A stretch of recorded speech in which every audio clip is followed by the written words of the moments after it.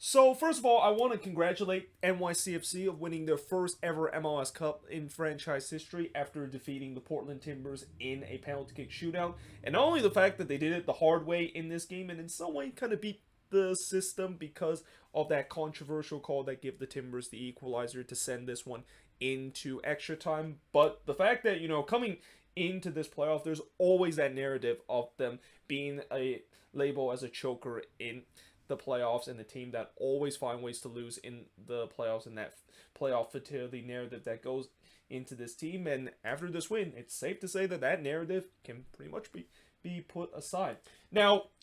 the first thing I kind of want to mention before I talk about the starting 11 in terms of both of these teams is the fact that, I talked about before in the future broadcast right that MLS is going to have, and how ESPN look like is going to be one of the broadcasts that's going to have rights as part of the next media rights that MLS has had. But what is still kind of infuriate me about ESPN is the fact that they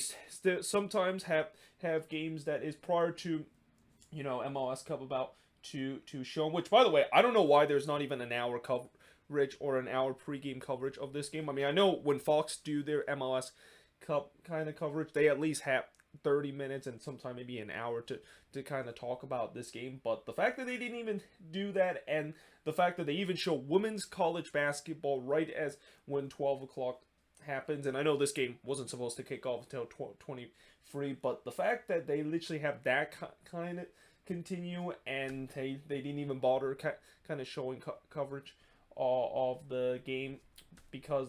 the women's college basketball game was ending a little bit late. I mean, it's just, I just feel very, very frustrated, and it's just kind of almost an example that ESPN almost don't feel like they don't care about this. Well, actually, I wouldn't say ESPN, but this game, of course, was on ABC. But you know what I mean with the way that ESPN and ABC basically they all are owned by the same company. So yeah, it was very infuriating the fact that I was supposed to have some pregame coverage of MLS Cup, and instead I see this meaningless women's college basketball game over the biggest game of the season in this league. Now, getting into the starting 11 in this game, there wasn't really a lot of surprises besides the fact that I guess maybe some will say that Blanco starting in this game might be a little bit of a surprise, because I talked about before there was a question of whether or not if he's going to be coming off the bench or actually just kind of start in this game, and it seems like he is indeed start in this one, though he only gone 60 minutes in this game, and I thought he wasn't really kind of the same Blanco that we seen in the playoffs and in the regular season, and it's not a big surprise considering he's only coming off of that hamstring injury just 2.5 weeks ago, and to get a hamstring injury and heal 2.5 weeks, it was always going to be a miracle for him to get back to 100%. And again, it just feel like he wasn't really 100% fit, especially early in this game. But you got Felipe Mora, Don Esprit, Jimmy Chara, George Verschiven. Now you talk about a player that was kind of a surprise to be in the starting 11. He's definitely one those players, although he was kind of an emergency kind of starter with the way that Paredes wasn't able to start in this game, though Paredes did come off the bench later for the Portland Timbers. Then you got Diego Char, Claudio Bravo, Zubrich, Mabiela, and Vine Rakin, and Steve Clark in goal for the Portland Timbers. For NYCFC, you got Tati Castellanos, Santiago Rodriguez, Maxi Morales, Jesus Medina, Alfredo Morales, James Sant, Forreston Callens, Chanel, Gray, and Johnson in goal for NYCFC in this game. Now, in the first half, unsurprisingly, it's a packed crowd at Providence Park. By the way, I think leading up to this week, they talked about how there was a lot of Timbers fans, which just kind of even waiting outside the stadium and kind of camping outside the stadium just to get those wristbands to get into the Timbers army, which is another example of why why the Timbers fans are always considered one of the best fans, if not the best fans in the league, because yeah, you are definitely a very passionate fan of a team if you're decided to basically camped out at your own team stadium a couple of days prior to that game. And there was also about 1,000 NYCFC fans basically was in the stands in this game. Now, they were kind of holding up a boot in the stands when they showed them them in the visiting section, and I want to know what exactly is the meaning of that, or if you're an NYCFC fan, let me know in the comments below what's the meaning of that, because they didn't really kind of explain it in the broadcast. I was hoping maybe Taylor Twellman or John Champion was going to mention what is that all about, but that was kind of weird, the fact that, you know, they decided to hold up the boots, and what's so special about the boots as a way to kind of troll the Timbers. I mean, if there was maybe a sign that basically show we shouldn't be chopping down fours, or maybe I know there's also sometimes a popular chant that visiting team always basically troll the Timbers, basically the deforestation chant rings out in the away section. I thought that would be more appropriate, but with the boots, I don't know what's that really kind of all about. Now, the first shot in this game actually came very quick. It came 23 seconds into this game as Maxi Morales actually put a week one hopper to Steve Clark, but that was not a bad idea for Maxi Morales to try, because, you know, coming into this game, it was raining hard, and it was also very windy, and knowing the fact that Steve Clark, he definitely have not forgot that mistake that he made back in the 2015 MLS Cup. You know, if he made that same mistake, it looked like it was deja vu all over again. And ironically, in that game, he was actually facing against the team that he is currently playing right now, as he was a Columbus Crew player back then. Now, NYCFC, you know, they control possession early, so, you know, one of the questions I had in the previews, who exactly is going to dictate the play? And it seems like in this game, NYCFC was going to do that, and in some way, both teams was kind of going with their bread and butter. I mean, NYCFC is known to be a team that loves to control possession and love to press high up the pitch to win back possession, and that's exactly what they do. And the Timbers, they were kind of happy to just sit back a little bit and maybe have some chances to expose this NYCFC team, especially when they press high up the pitch. Now, in the 10th minute, Cowens did have an opportunity to head in the opening goal, but he heads it wide from close range. But 15 minutes into this game, NYCFC, again, they just looked like they were more up for this. I mean, I get that Portland was looking to try to sit back and trying to counter because that's their MO, but they have really not got anything going in the first 15 minutes of this game, and really have barely crossed the NYCFC half in the first 15 minutes. Though in the 17th minute, the first shot did came from them, as Blanco had a long range effort that was blocked away, and it was actually a relatively weak shot that Sebastian Blanco put, which again, it's an example to show that, yeah, it seems like he wasn't actually 100% fit. They show NYCFC fan that did not make the trip to Portland and watching it at a Broadway theater in New York, which, you know, it's kind of surprising, because I would think that if they were going to have a viewing party in New York, why not do it at Yankee Stadium? I mean, I get it. Yes, maybe the Yankees won't allow that, but, you know, at the end of the day, I feel like that would be a little bit more appropriate than seeing, you know, a bunch of NYCFC fans watching it from a Broadway theater. But, you know, that being said, they definitely had a lot to celebrate after the end of this game. Now, in the 23rd minute, we did see some physical play in this game. So for those that wonder, you know, with an MLS Cup like this, are we going to be seeing some physical play, knowing the fact that, you know, both of these teams don't meet each other very often, and maybe there's not going to be that physical play? No, because in the 23rd minute, we definitely saw that after there was some pushing and shoving after Mabiala brought down Castellanos. And actually, that wasn't the result of the pushing and shoving. I think, I'm not quite sure who it is, but I think a Timbers player basically shoved an NYCFC player down the ground, and that's where, you know, when that happens, yeah, there's going to be some tempers flare that could happen in terms of that, but really that was just kind of a bit of a scrap that happened in that moment. Though, after that, I thought the Timbers did start to finally show some signs of attack, but really, even though they did start to show some signs of attack and kind of cross into NYCFC half, they weren't really doing anything, and they, in some way, looked really flat on the attack, while NYCFC, you know, their defense was rock solid throughout the first 25 minutes, and really throughout this entire game too. Now, Castellanos did try to toe poke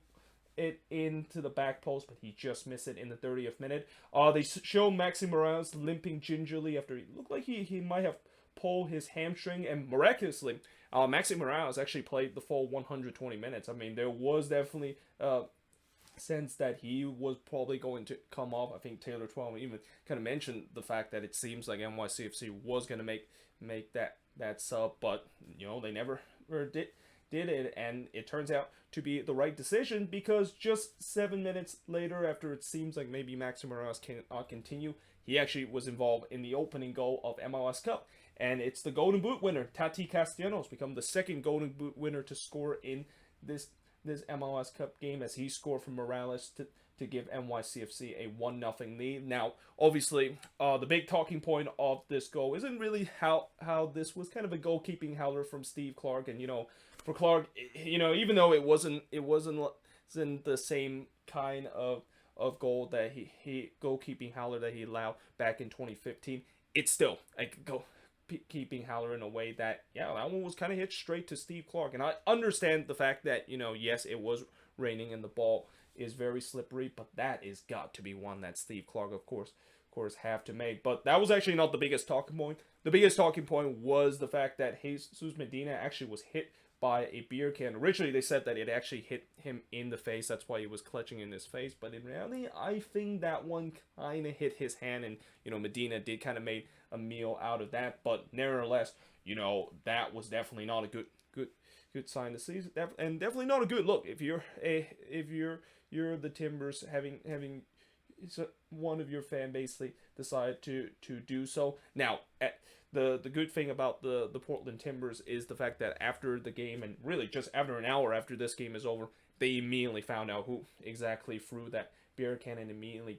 banned him from any future game at Providence Park. And I like the fact that they did it quick, because this is definitely a very nasty PR situation, and especially the fact that this could easily be a moment where instantly a lot of MLS fans will just kind of paint a bad image that the Timbers fan base is just kind of like some of those Mexican fan base, or if you want to go a little bit of a stretch and trying to anger LAFC fans,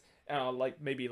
compared to LAFC fans, how they throw trash on the pitch. But at the end of the day, I think all I'll say is that it's unfortunate that of course happened, but let's just hope that is not a reflection of this Timber fan base. I think this Timber fan base is considered one of the best, and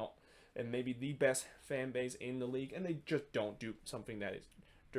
dirty like that happen. In fact, I think that's the first time that I ever seen that happen. Again, it's just really unfortunate that of course is the case. But fortunately, Medina was able to continue. They also mentioned that the Timbers have never won a game this season trailing at halftime, which that's definitely bad news if you're a Timbers fan, knowing the fact that it seems like the game is already over with history not on their side. Though Blanco makes sure that they don't trail at halftime when he drives a shot that, this time he actually put more power into this shot, but it just goes wide in the first minute of stoppage time. But unfortunately for the Timbers, they do trail at halftime as NYCFC take a 1-0 lead heading into the last 45 minutes. So we go to the second half of MLS Cup, and NYCFC almost made it 2-0 when Morales actually struck the post on the free kick from 22 yards out. This actually ends up to be a corner because I think the linesman feel like maybe Clark tipped that one over, but when you look on the replay, I don't think Clark actually got a piece of that, and I think Taylor Twellman even kind of pointed out that, definitely that didn't look like it came off of Clark, and it probably should have been a goal kick. But nevertheless, it was a corner for NYCFC, and they couldn't really do anything about it. But there was no doubt that they were off to a better start in the second half, though there was a huge shout for a penalty by the Timbers as they feel like Chanel handballed it into the box. They actually had Martin Clattenburg as one of the guest referee speakers talk about some controversial call throughout this game, and he of course mentioned the fact that it was the correct call in the end by the current rule, and I do agree with him. I mean, I think with the current rule where if you're a defender and the ball kind of hit you in the thigh, as it is in this case with Chanel, and then basically hit you in the hand, even though maybe your hand is in an outstretched position, I think that would have been very harsh to be called a penalty. Now, that being said, we have seen it before that it's been called a penalty, so there's also that kind of argument. You could say that, well, yes, they did interpret the rule correctly, but in some way we've seen it before where it's been given a penalty. But I think in the end, in such a big game like that, it's going to take a lot of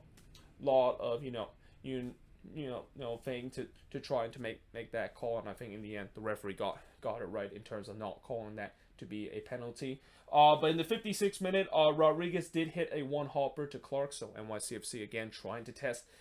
the Timbers goalkeeper, hope that maybe he makes a mistake again. Medina then goes through on goal, but unfortunately he couldn't keep his composure, which has been kind of the summary of his playoff run. It's just not been a great playoffs for Jesus Medina as he just puts this one straight to Clark. But there was no doubt that NYCFC was pressing for a second goal and looking to put this one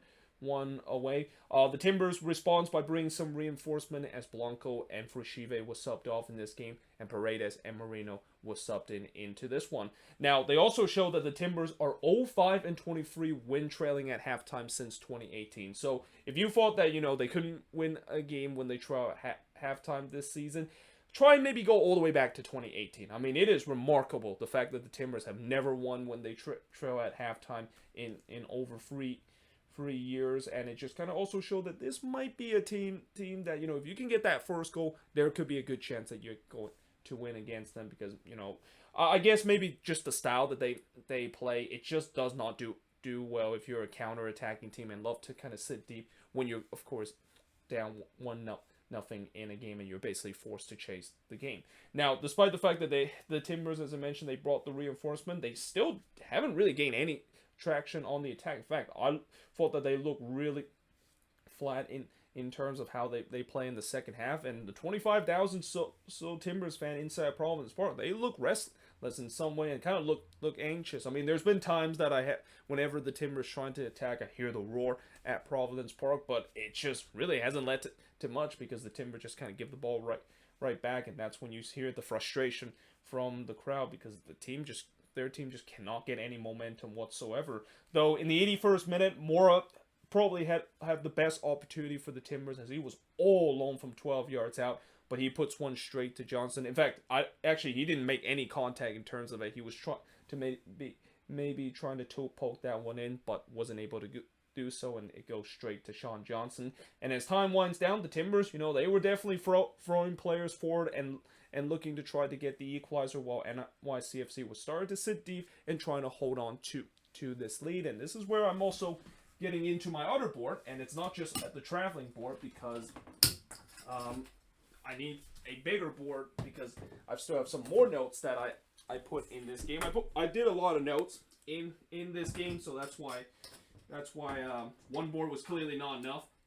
especially with the way that, as I mentioned a little bit later, this game went to extra time. And there we go. Hopefully the camera didn't fog up, which looks like the camera didn't. That's good to see. But as we now move on to the 87th minute, Mora heads it wide from close range, and 88 minutes in, Valeri was finally summoned off the bench. And it was kind of frustrating if you're a Timbers fan seeing him finally summoned off the bench that late into the game. Like, there was talk the fact that he was maybe going to be summoned off the bench around the 70th minute mark, but it kind of took until the last 2 minutes of this game. Though, that being said, as the time winds down and it looked like the crowd was ready to give up and looked like they're going to lose an MLS Cup, there was definitely a loud chant from the NYCFC traveling supporters section, a loud chant of NYC from them, and especially down the stretch, you can definitely hear the away fans was making much more noise than the Timbers Army. But to their demise, in the 4th minute stoppage time, and literally at the last kick of this MLS Cup, Felipe Mora scores the equalizer for the Portland Timbers. And again, this is where we get to the controversial point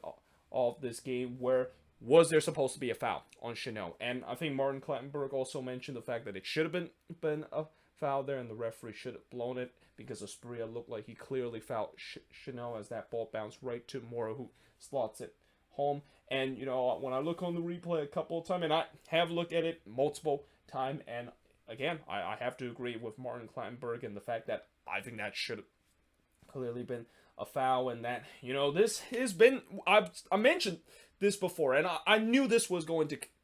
come, where in such a vital game like this, and how throughout the season we have had some controversial call that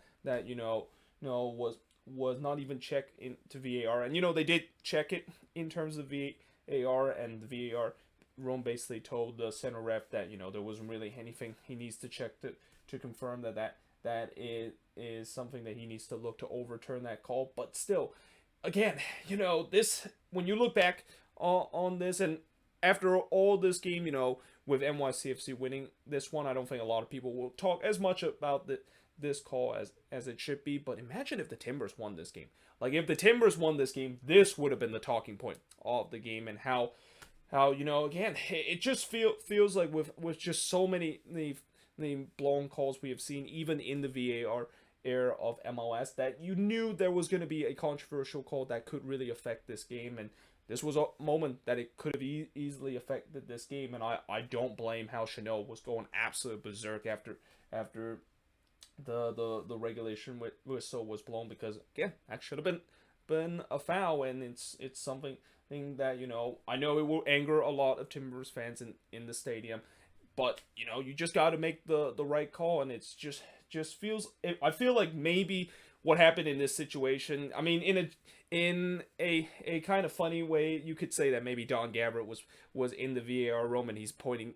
the pistol at all the VAR official to not even dare to try to overturn that call, because he wants some chaos in this game and want bonus 30 minutes of soccer in this one. But still, all kidding aside, in such a moment like this, you cannot let the occasion and the moment to kind of overshadow what is the right call in this game. And again, this, I think, was clearly the wrong call, and NYCFC clearly should have won this game up to that point. But instead, we go to extra time, and there was no doubt in extra time the momentum was all with the Portland Timbers. Paredes had a shot that he hits one straight to Sean Johnson. As I mentioned, the Timbers had all the momentum, and NYCFC, they were still looking shell-shocked, and I don't blame them. I mean, you play 94 minutes,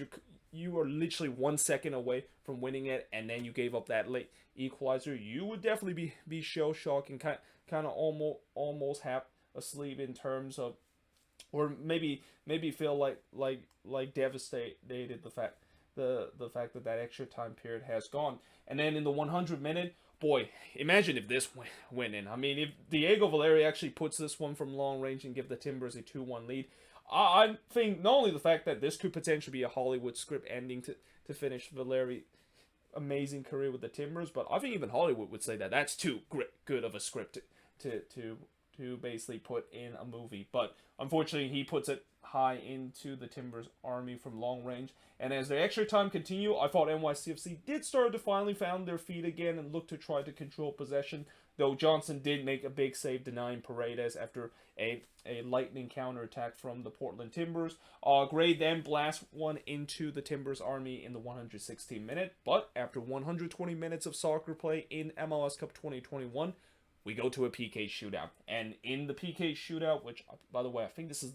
the fourth, I believe, or the fifth PK shootout in MLS Cup history. But, in the PK shootout, I thought the first 4 penalty kick was not good at all. Like, the first 4-1, it was unsurprising that some of them, of course, was saved, but some of them was kind of put either right down the middle or put in a spot where I feel like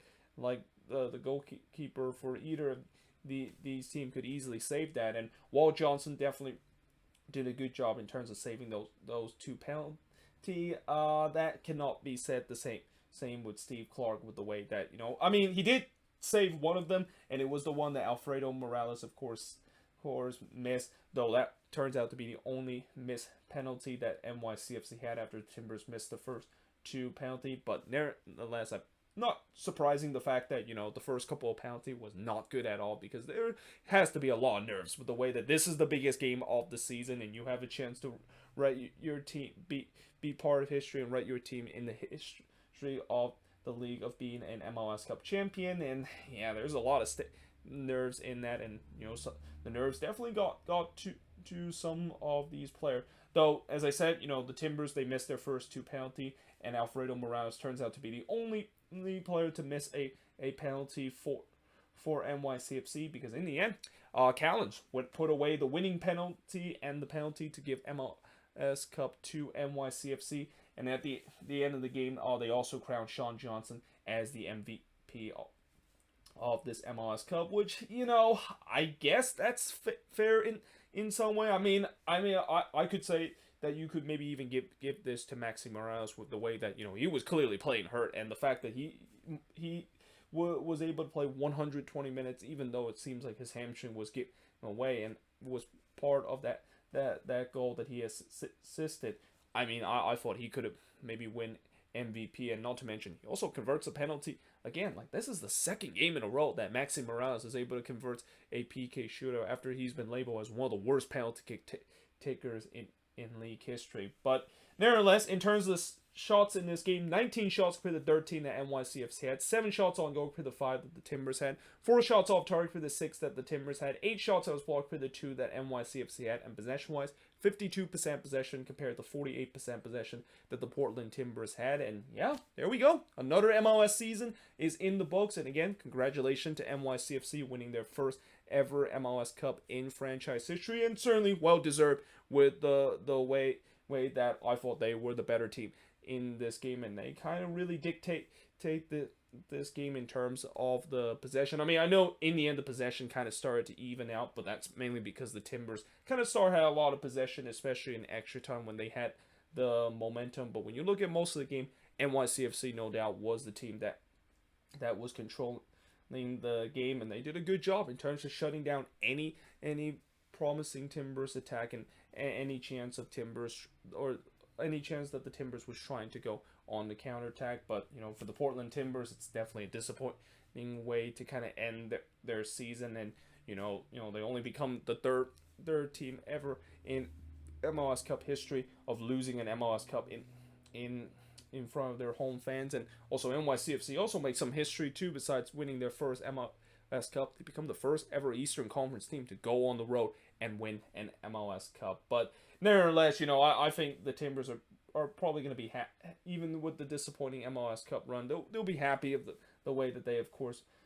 made it to this stage. And there's no doubt that I think they have the talent to of course make it into the next round. Like, especially the way that if the Timbers decide to renew Sebastian Blanco contract, which I'm assuming they're going to do, this is going to be a team that's going to be dangerous again and look to try to get themselves back to this stage. But nevertheless, there you go. That is another season done in MLS, and coming into now to the off season of MLS, people will forget that we're actually not that far away from the new season begin, because of the way how this season ended a little bit later than it usually is. And next season, the season is going to start a little bit early because of the World Cup that's going to be happening in the winter. That's why this off season is going to be the shortest one in league history. And in a blink of an eye, we're going to be having the first game of the season in February. And in fact, I know the league have also mentioned the fact that they are going to release the schedule for next season starting on Wednesday. So I'm definitely looking forward to seeing that, and definitely looking forward to kind of talking about that also, maybe in the news of the week, or maybe even make an individual video talk about some of the mouth-watering game that's going to be happening in the 2022 regular season. But besides the regular season schedule being released, we also have the expansion draft coming very soon, with Charlotte FC drafting five